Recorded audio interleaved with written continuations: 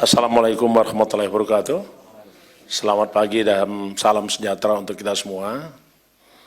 Om Swastiastu, Salam, Namo Buddhaya, Salam Kebajikan. Rekan-rekan, jurnalis, wartawan, dan segenap media yang selalu setia mengikuti aktivitas dan kerja-kerja KPK sampai dengan tengah malam seperti ini pun rekan-rekan masih menunjukkan kesetiaan di dalam mengikuti aktivitas KPK. Untuk itu saya menyampaikan apresiasi yang sebesar-besarnya dan juga menyampaikan salam sehat, salam anti korupsi untuk seluruh anak bangsa. Pada malam hari ini, perkenankan kami akan menyampaikan perkembangan penanganan perkara, khususnya terkait dengan perkara dugaan tindak pidana korupsi berupa pemberian dan penerimaan hadiah atau janji oleh penyelenggara negara atau yang mewakili terkait dengan lelang jabatan di pemerintahan Kabupaten Bangkalan, Jawa Timur. Untuk selengkapnya akan kami sampaikan sebagai berikut. Hari ini tanggal 8 Desember 2022, tentu kita sama-sama mengikuti dari sejak sore tadi. Saya dengar rekan-rekan sudah mengikuti dan lebih lengkapnya malam hari ini kami sampaikan. Hal yang ingin kami sampaikan adalah terkait dengan penyidikan perkara dugaan tindak pidana korupsi berupa pemberian dan penerimaan hadiah atau janji oleh penyelenggara negara atau yang mewakili terkait dengan lelang jabatan di pemerintahan Kabupaten Bangkalan, Jawa Timur.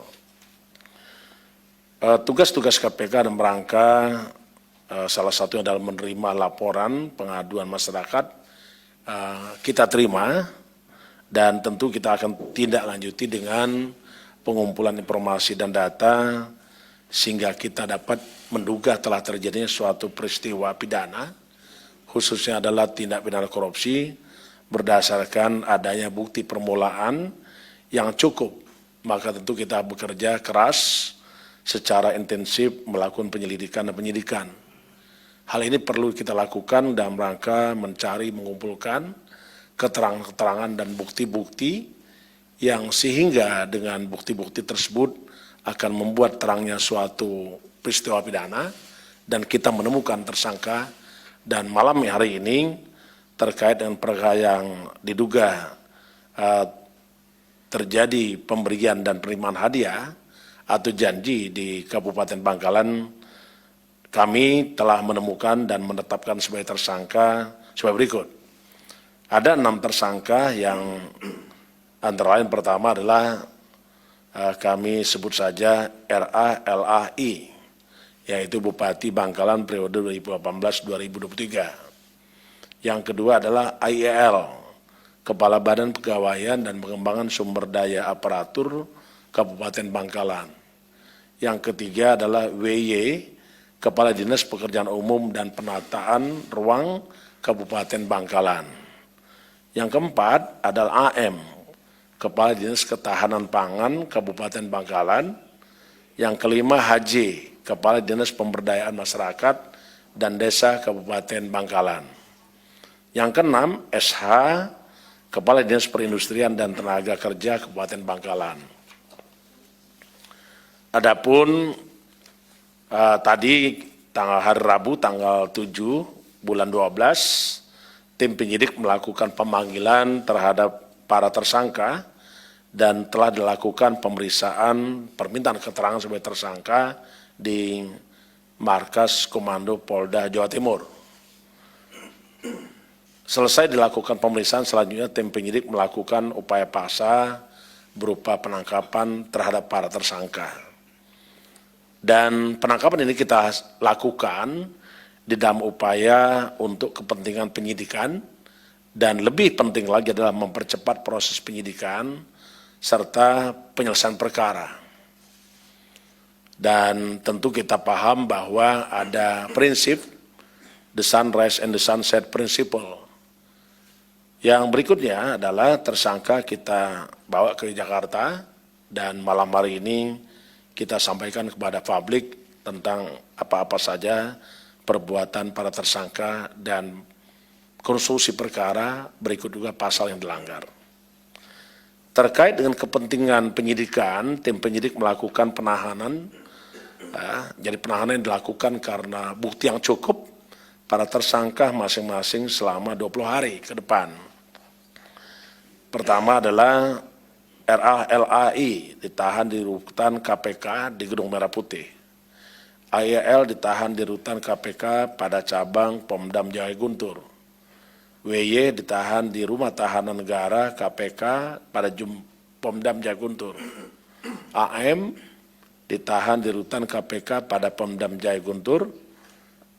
HJ ditahan di rutan KPK di Kapling C1 Gedung ACLC. SH juga dilakukan penahanan di rutan KPK Kapling C1 Gedung ACLC. Adapun konstruksi perkara sebagai berikut. Saudara RALAI dalam jabatannya selaku Bupati Bangkalan periode 2018-2023 memiliki kewenangan diantaranya salah satunya adalah dapat melakukan memilih dan menentukan langsung kelulusan para ASN di Pemkab Bangkalan yang mengikuti seleksi maupun lelang jabatan. Pada kurun waktu 2019 sampai 2022, pemerintah Kabupaten Bangkalan atas perintah Saudara Bupati Bangkalan RALAI membuka formasi seleksi pada beberapa posisi jabatan di tingkat jabatan pimpinan tinggi JPT, termasuk juga jabatan-jabatan promosi untuk eselon 3 dan 4. Melalui orang-orang kepercayaannya, Saudara Bupati Bangkalan, yaitu Saudara tersangka RALAI, kemudian melakukan permintaan komitmen fee berupa uang kepada setiap ASN yang berkeinginan untuk bisa dinyatakan lulus, terpilih, dan lulus dalam seleksi jabatan tersebut. Adapun ASN yang mengajukan diri dan sepakat untuk memberikan sejumlah uang sehingga dipilih dan dinyatakan lulus oleh tersangka Bupati Bangkalan RALAI, yaitu Saudara AYL. Ulangi, tersangka AYL, tersangka WY, tersangka AM, tersangka HJ, dan tersangka SH. Mengenai besaran komitmen fee yang diberikan dan diterima tersangka Bupati Bangkalan, RALAI melalui orang kepercayaannya bervariasi sesuai dengan posisi jabatan yang diinginkan. Untuk dugaan besaran nilai komitmen fee tersebut dipatok di antara berkisaran 50 juta sampai dengan 150 juta. Yang teknis penyerahannya secara tunai melalui orang kepercayaan tersangka Bupati Bangkalan RALAI. Selain itu, ada juga penerimaan sejumlah uang lain yang dilakukan atau diterima oleh saudara tersangka Bupati Bangkalan RALAI karena turut serta dalam pengaturan beberapa proyek di seluruh dinas di pemerintah Kabupaten Bangkalan. Dan komitmen fee-nya berkisar sebesar 10% dari setiap nilai anggaran proyek. Jumlah uang yang sampai hari ini telah diterima oleh saudara tersangka Bupati Bangkalan RALAI melalui orang kepercayaannya setidaknya berkisar 5,3 miliar rupiah. Sedangkan penggunaan uang-uang yang diterima tersangka RALAI tersebut diperuntukkan untuk keperluan pribadi, diantaranya untuk melakukan survei elektabilitas yang bersangkutan. Di samping itu, tersangka RALAI juga diduga menerima pemberian lainnya, diantaranya dalam bentuk gratifikasi dan hal lain. Hal ini akan dilakukan pendalaman oleh penyidik KPK. Atas perbuatan para tersangka, kami sampaikan sebagai berikut. Tersangka AYL, WY, AM, HJ, dan SH sebagai pemberi melanggar pasal 5 ayat 1 huruf A atau pasal 5 ayat 1 huruf B atau pasal 13 Undang-Undang 31 1999 sebagaimana telah diubah dengan Undang-Undang nomor 20 tahun 2001 tentang perubahan atas Undang-Undang 31 tahun 1999 tentang pemberantasan tindak pidana korupsi. Sedangkan saudara tersangka RALAI sebagai penerima melanggar pasal 12 huruf A atau pasal 12 huruf B atau pasal 11 dan atau pasal 12 B besar Undang-Undang 31 tahun 99 sebagaimana telah diubah dengan Undang-Undang nomor 20 tahun 2001 tentang perubahan atas Undang-Undang 31 tahun 99 tentang pemberantasan tindak pidana korupsi. Yonto pasal 65 ayat 1 Kitab Undang-Undang Hukum Pidana. Pada kesempatan ini tentu kami mengajak kepada seluruh kepala daerah untuk terus menghindari perilaku koruptif dan di dalam pelaksanaan tugasnya jangan sekali-sekali untuk melakukan korupsi. Terutama di bidang pembinaan manajemen ASN, para kepala daerah kami minta dan kami perintahkan untuk mempedomani prinsip-prinsip good government dan clean governance. Yang selanjutnya, pada kesempatan ini pula, kita sungguh banyak mengikuti beberapa kasus korupsi yang melibatkan kepala daerah, terutamanya terkait dengan jual beli jabatan. Dan ini merupakan salah satu tantangan kita bersama. Kami minta kepada masyarakat apabila ada penyelenggara negara, kepala daerah, ataupun siapapun dia yang melakukan tindak korupsi agar melaporkan kepada KPK. Dan KPK tidak akan pernah berhenti untuk melakukan upaya-upaya pencegahan, baik melalui monitoring terhadap penyelenggaraan pemerintah negara. Sebagaimana tugas pokok KPK pasal 6 huruf C, yaitu melakukan monitoring atas penyelenggaraan pemerintah negara. Terakhir kami ingin menyampaikan penghargaan dan terima kasih, apresiasi kepada rekan-rekan dari kepolisian, khususnya Polda Jawa Timur yang telah membantu dan mendukung proses penyidikan yang telah dilakukan oleh KPK. Sekian yang kami sampaikan. Saya akhiri, wassalamualaikum warahmatullahi wabarakatuh. Om Santi Santi Santi Om. Terima kasih Pak Ketua yang telah menyampaikan perkembangan dari penyidikan perkara ini yang pada prinsipnya pagi hari ini KPK mengumumkan 6 orang sebagai tersangka dan kemudian dilakukan penahanan sampai tanggal 26 Desember 2022. Silakan 3 orang penanya, 1, 2, 3. Oke, Mas Mario ya. Oke, silakan Mas Mario. Ya, terima kasih atas kesempatannya Pak Ketua, Pak Bupati. Ya, yang saya mau tanyakan nih, seingat saya bahwa tersangka Abdul Latif ini sempat menyambangi KPK pada tanggal 25 Maret 2022. Dalam kesempatan kedatangannya, justru Abdul Latif ini menerima hibah berupa 4 bidang tanah maupun ada bangunan, seingat saya. Apakah saat Abdul Latif ini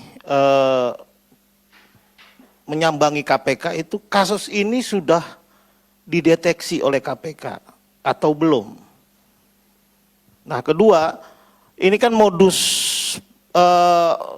soal jual beli jabatan ini kan udah menjadi apa ya, semacam modus rutin kepala daerah. Ya kalau nggak main jual beli jabatan seperti Rahmat Effendi itu kan sampai lurah aja tuh kan ada charge-nya 25 juta sampai 50, camat sekian, belum ASN pejabat-pejabat lainnya. Nah, apakah KPK sudah mendeteksi tidak hanya ASN atau pejabat di lingkup Pemkab yang memang tidak terbatas ekselon 3 atau 4 misalkan. Apakah KPK sudah mendeteksi ke sana soal dugaan-dugaan korupsi atau suap dan gratifikasinya? Nah, kedua, apakah KPK juga telah melihat ada indikasi yang sama yang dilakukan tersangka Abdul Latif ini seperti ayahnya yang lakukan dulu. Amin Imron yang dulu bermain soal dugaan kasus di BUMD, terutama soal fasilitas infrastruktur gas waktu itu kan. Apakah KPK melihat profil tersangka ini juga melakukan yang sama yang seperti dilakukan ayahandanya? Saya mau mengonfirmasi tadi ada agak yang sedikit kurang jelas gitu. Tadi kan Pak Ketua bilang bahwa para 6 tersangka ini sempat diperiksa dulu di Polda Jatim kalau saya. Terus habis itu ditahan. Nah ini kenapa habis diperiksa ditahan? Apakah emang penyidik menilai dia tidak kooperatif atau penyidik menilai dia mau kabur atau emang direncanain gitu? Habis ditangkap, habis diperiksa ditahan gitu kan. Terus mau nanya lagi soal tadi kurang jelas uang hasil jual beli jabatannya ini udah dipakai atau belum? Apakah ada barang yang sudah dibeli oleh para tersangka ini untuk dari uang itu gitu? Terima kasih kepada Pak Mario yang memberikan respon setidaknya 2 gelombang gitu. Kalau yang lain baru satu-satu, Pak Mario langsung 2 gitu. Bah, itu membuktikan bahwa Pak Mario dan rekan-rekan semua memberikan perhatian kepada KPK. Terima kasih.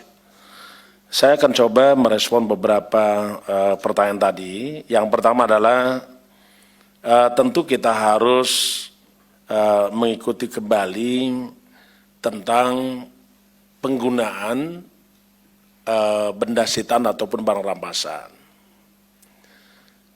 Sebagaimana peraturan Kementerian Keuangan, itu ada di nomor 8 tahun 2016, bahwa penggunaan dan pemanfaatan barang rampasan itu bisa menjadi 3. 1, bisa dimusnahkan kalau itu gampang rusak ataupun berbahaya. 2, bisa dilelang. Yang hasil lelang itu disetorkan kepada kas negara dan akan menjadikan aset recovery dan juga mengembalikan kerugian keuangan negara. Yang 3, ada mekanisme yang kita kenal dengan penetapan status penggunaan.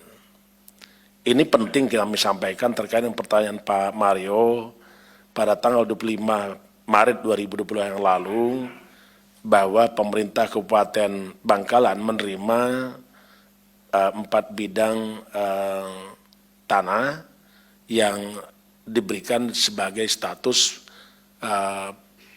penetapan status penggunaan. Dan ini harus dipisahkan, kita memberikan kepada pemerintah daerah, bukan kepada seorang bupati. Itu harus dipisahin nih. Yang pertama. Yang kedua, tadi ada juga pertanyaan terkait dengan apakah KPK mendeteksi dugaan jual beli jabatan. KPK punya instrumen di mana yang kita bangun adalah 1, terkait dengan monitor center for prevention. Setidaknya ada 8 area intervensi KPK. Yang salah satunya adalah manajemen ASN. KPK bekerja sama dengan Kementerian, Menpan RB, KSN maupun BKN, sehingga KPK paham kapan dilakukan seleksi jabatan tinggi pertama maupun madya. Kapan juga dilakukan rekrutmen terhadap ASN. Itu kita dapat jadwal-jadwal itu. Sehingga tentu memudahkan bagi KPK untuk mengikuti semua proses-proses terkait dengan manajemen ASN. Yang berikutnya, KPK juga tadi apakah Bupati ada kaitan dengan orang tua tersangka gitu ya. Saya ingin katakan, setiap seseorang yang diduga telah melakukan suatu peristiwa pidana tentu diawali dengan proses penyelidikan, yaitu serangkaian tindakan penyelidik dalam rangka menemukan suatu peristiwa guna dilakukan penyidikan. Dan setelah dilakukan penyidikan, maka kita akan menemukan barang bukti, keterangan, sehingga membuat terangnya suatu peristiwa pidana dan menemukan tersangka. Tentu kalau ingin membuktikan apakah ada keterkaitan atau tidak, karena pada prinsipnya pelaku tindak pidana itu harus kita buktikan setidaknya memenuhi unsur-unsur yang disebut dengan pelaku. Satu adalah siapa yang melakukan, dua siapa yang menyuruh melakukan, ketiga siapa yang turut serta melakukan, yang keempat siapa yang membujuk melakukan. Nah, terkait dengan Bupati Bangkalan, kita tentu masih perlu pendalaman untuk melihat apakah ada kaitan antara Bupati dengan orang tuanya Bupati. Oke, sementara ini kita belum menemukan itu, tapi kita akan dalami.